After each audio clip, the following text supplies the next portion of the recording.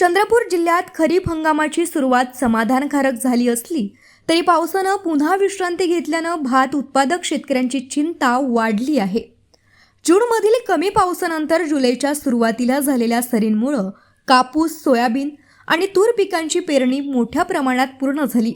मात्र भात लागवडीसाठी आवश्यक असलेला सलग आणि भरपूर पाऊस न झाल्याने अनेक ठिकाणी लागवडीची कामे ठप्प झाली आहेत. यंदाच्या खरीप हंगामात जिल्ह्यात सुमारे 4,63,000 हेक्टर क्षेत्रावर पिकांचं नियोजन करण्यात आलं असून त्यापैकी 2,53,000 हेक्टरवर कापूस, सोयाबीन आणि तूर पिकांची पेरणी पूर्ण झाली आहे. परंतु भात लागवडीसाठी शेतांमध्ये आवश्यक तेवढं पाणी साचलं नसल्यानं रोपवाटिकांमध्ये तयार असलेली भाताची रोपे शेतात उतरवता आलेली नाहीत. परिणामी जिल्ह्यातील हजारो शेतकरी पावसाच्या प्रतीक्षेत दिवस मोजत आहेत.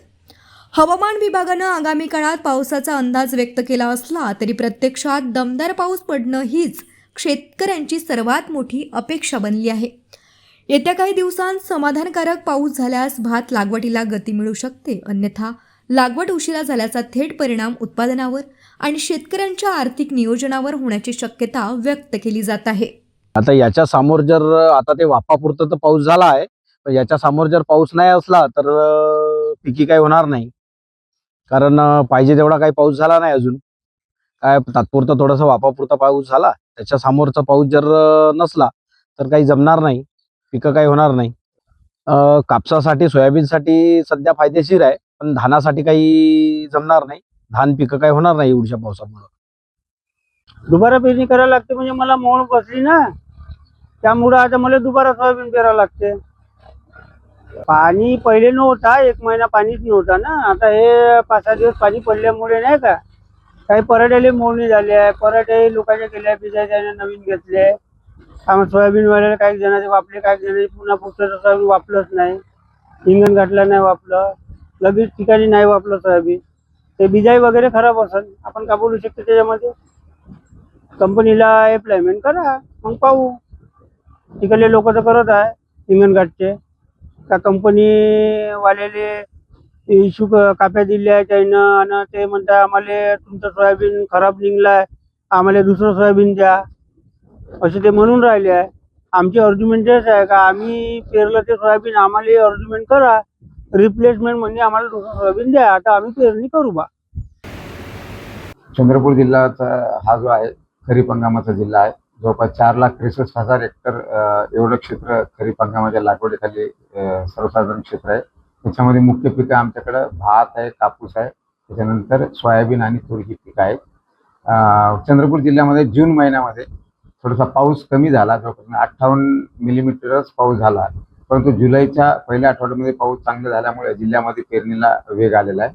आज अखेर जिल्ह्यामध्ये 2,53,000 हेक्टर एवढ्या क्षेत्रावरती खरीप हंगामाच्या पेरण्या झाल्या आहेत.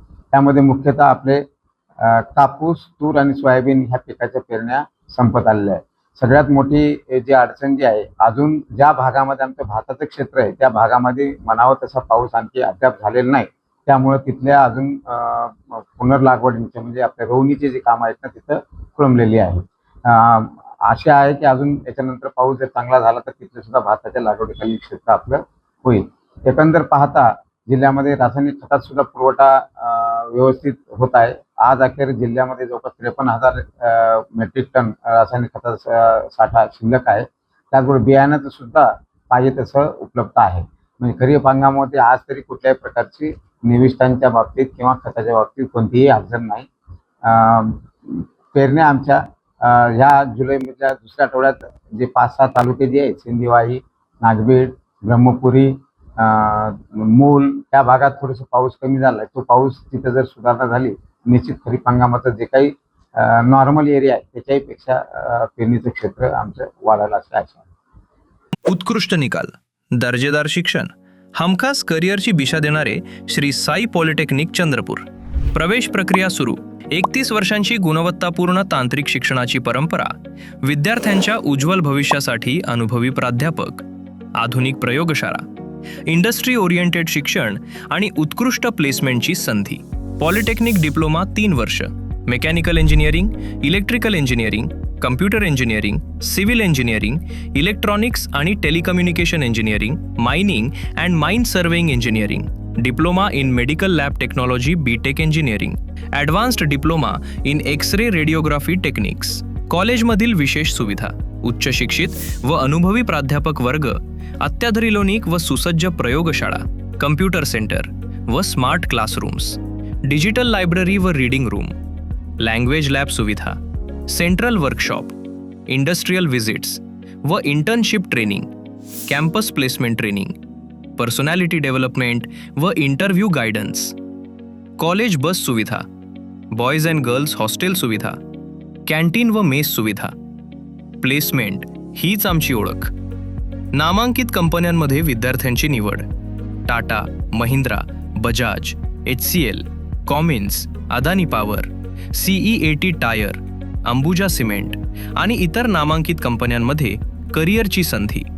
आजच आपल्या उज्ज्वल भविष्यासाठी प्रवेश निश्चित करा. Shri Sai polytechnic, Nagpur road, Chandrapur. ॲडमिशनसाठी 7768 999 001 किंवा 9429 693737 या क्रमांकावर संपर्क साधा. Admission open. Shri Sai college of engineering and technology, Bhadravati.